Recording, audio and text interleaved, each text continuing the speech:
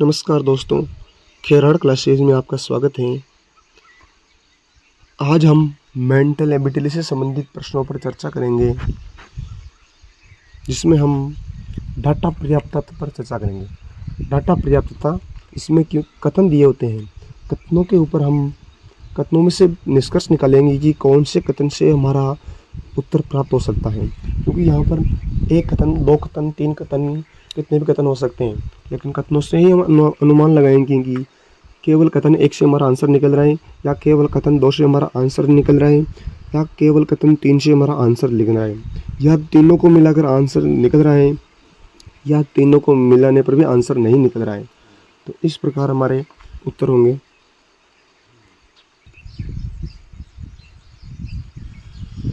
तो यहाँ पर हमारा पहला प्रश्न होगा, आइए देखते हैं।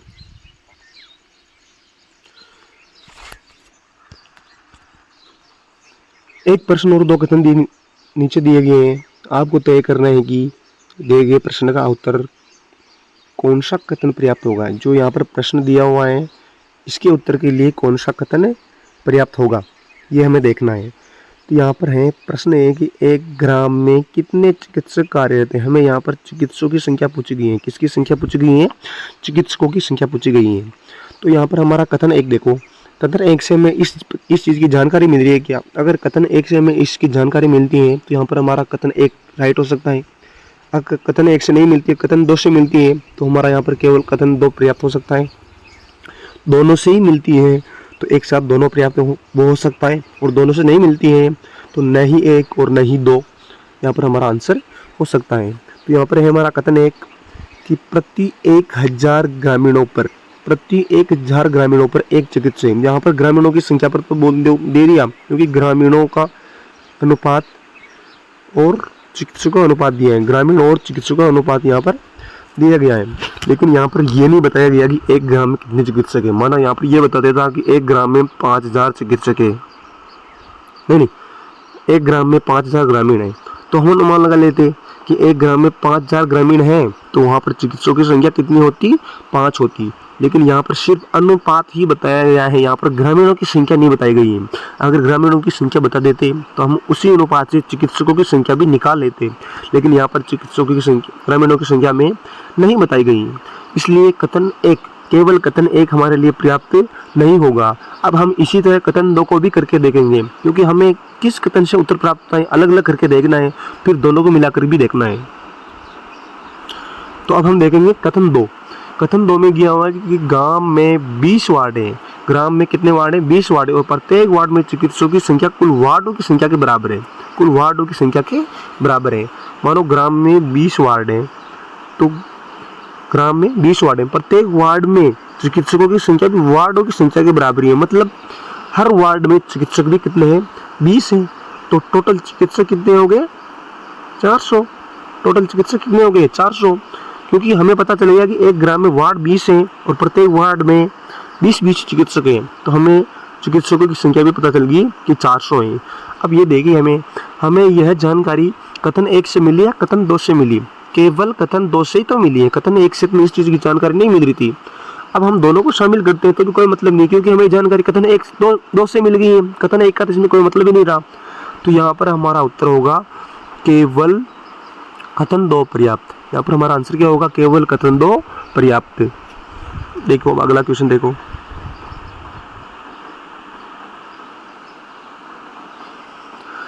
नीचे दिए गए कथन में, प्रश्न में 3 कथन है, 1 2 3। आपको यह पता लगाना है कि कथनों में से कौन सा कथन प्रश्न का उत्तर देने के लिए पर्याप्त है। वापस वही प्रश्न है, लेकिन यहाँ पर कथन तीन कथन दे दिए गए हैं। तो यहाँ पर हमारा क्वेश्चन होगा क्यों टी से किस प्रकार संबंधित। यहाँ पर क्यों का टी से संबंध पूछा गया है। तो अब हम पहले वाले कथन को देखेंगे, कथन एक से में जिसकी जानकारी मिलती है या नहीं मिलती है। तो कथन एक में दे रखा है एम बाय है आर का, केवल एक की जानकारी दे रखी है कथन एक में। तो हमें एम और आर के बाय की जानकारी से हमें क्यू और टी की जानकारी नहीं मिल रही है कहीं पर भी, क्योंकि प्रश्न में पूछा गया है कि क्यू टी से किस प्रकार संबंधित है, और कथन एक में दिया गया है कि एम आर का बाई है। तो हमें यहाँ से कथन एक से प्रश्न की जानकारी नहीं मिल रही है, तो हमारे लिए कथन एक पर्याप्त नहीं होगा। हमारे लिए कथन एक पर्याप्त नहीं होगा। अब हम देखेंगे यहाँ पर कथन 2 को कि कथन 2 से भी हमें हमारा आंसर प्राप्त होता है या नहीं। अब हम जानकारी देख रहे हैं कथन 2 की। कथन 2 में दिया हुआ है कि एस के 2 पुत्र हैं। एस के कितने पुत्र हैं? 2 पुत्र हैं और 1 पुत्री है। और इन्हीं 2 पुत्रों में से एक पुत्र का नाम आर है, एक पुत्र और एक पुत्री का नाम नहीं दिया हुआ है। इस पुत्र का नाम और इस पुत्री का नाम नहीं दिया हुआ है। तो लेकिन हमें हमारे प्रश्न में क्या पूछा था? प्रश्न में पूछा था क्यों टी से किस प्रकार संबंधित है।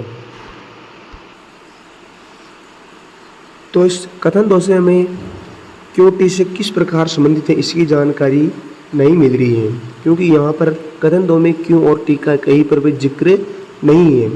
तो कथन 2 भी हमारे उत्तर के लिए पर्याप्त नहीं है। अब हम देखेंगे कथन 3 को, क्योंकि कथन 3 अगर पर्याप्त होगा तो हमारा आंसर यहाँ पर कथन 3 ही होगा, और कथन 3 पर्याप्त नहीं होगा तो हमारा आंसर यहाँ पर कथन 3 नहीं होगा। अब देखो कथन 3 में दिया हुआ है, कथन 3 में दिया हुआ है कि एस टी की माता है। ये एस है ना, एस है, ये किसकी माता है? टी की माँ है। और एस क्यों से विवाहित है? ये किससे विवाहित है? ये क्यों से विवाहित है। ये एस किससे विवाहित है? क्यों से। ये क्योंकि क्या हो गई? पत्नी होगी। बस कथन 3 में केवल 3 ही जानकारी दी हुई है कि एस टी की माता है और क्यों से विवाहित है। एस टी की माता है, क्यों से क्या है? विवाहित है। तो हमारा प्रश्न क्या था? प्रश्न था कि क्यों टी से किस प्रकार संबंधित है। क्यों टी से किस प्रकार संबंधित है। तो बताओ क्यों टी से किस प्रकार संबंधित है। इस चीज़ की जानकारी कथन 3 से हमें मिल गई, क्योंकि क्यों ये रहा, टी ये रहा, टी की माता एस, एस का पति क्यों, तो ये क्यों टी का पिता हुआ और ये टी क्यों की पुत्री हुई। इस चीज़ की जानकारी में केवल कथन 3 से मिल रही है ना, केवल कथन 3 से इस चीज़ की जानकारी मिल रही है हमें। तो कथन 1 कथन 2 हमारे लिए पर्याप्त नहीं है। यहाँ पर केवल कथन 3 यहाँ पर हमारा आंसर होगा, केवल कथन 3।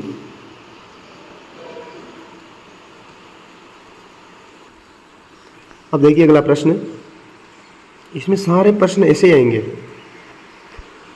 एक प्रश्न और 2 कथन नीचे दिए हुए हैं। आपको तय करना है कि दिए गए प्रश्न का उत्तर देने के लिए कौन सा कथन पर्याप्त है। नो का कूट क्या है? यहाँ पर नो का कूट पूछा गया है। किसका कूट पूछा गया है? यहाँ पर नो का कूट पूछा गया है, नो का। तो देखिए यहाँ पर कथन 1 है जिसमें पी सिक लो नी, यहाँ पर नो का कूट पूछा गया है। तो यहाँ पर कथन 1 है जिसमें दिया हुआ है पी सिक लो नी, और इसका अर्थ दिया हुआ है बट नो एंड नॉट। हमें ये देखना है कि इनमें से कौन सा मिल रहा है कौन सा नहीं। तो यहाँ पर हमें देखना है इनमें से दोनों कथनों में से कौन कौन सी चीज़ कथन 1 और कथन 2 में से कॉमन आ रही है। कॉमन आने के बाद हमें नो का कोड प्राप्त होगा। तो देखो कथन 1 में देखते हैं, हम पहले कथन 1 में देखेंगे।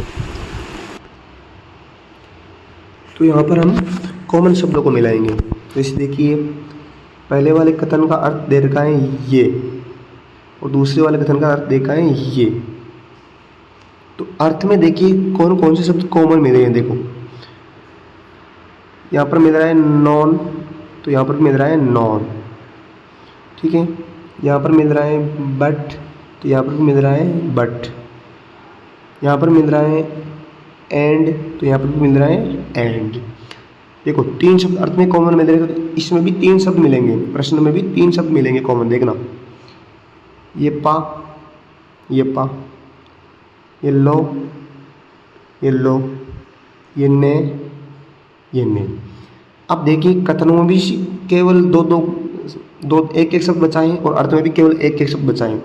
देखो यहाँ पर नो बचा हुआ है और यहाँ पर शिक बचा हुआ है, जबकि हमें नो का ही कूट पूछा है। तो ये नो का कूट यहाँ पर शिक बचा हुआ है, तो हमें केवल कथन 1 से जानकारी मिल रही है, केवल कथन 1 से जानकारी मिल रही है। तो यहाँ पर हमारा आंसर एक ही होगा, केवल कथन 1 पर्याप्त है, क्योंकि कथन 2 को उसके साथ मिलाने की जरूरत ही नहीं है एक साथ, क्योंकि अगर हम आंसर 3 करते हैं तो यहाँ पर हमें दोनों को एक साथ मिलाना होगा, और यहाँ पर कथन 1 में दोनों को एक साथ मिलाने की जरूरत ही नहीं पड़ रही है हमें, केवल कथन 1 से ही हमें आंसर मिल गया। तो यहाँ पर हमारा आंसर क्या होगा, केवल कथन 1।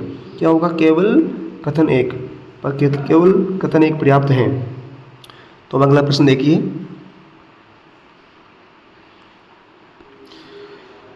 ये अगला प्रश्न को दोस्तों आप पढ़िए और अच्छे से सोचिए, समझिए और प्रयास कीजिए कि इसका उत्तर आप निकाल सके। तो इस प्रश्न का उत्तर आप हमें कमेंट के माध्यम से बताइए। अगली वाली क्लास में मैं इस प्रश्न को जरूर लेकर आऊँगा, क्योंकि आपके ऊपर डाउट नहीं रहेगा, इसे आप कमेंट में दीजिए।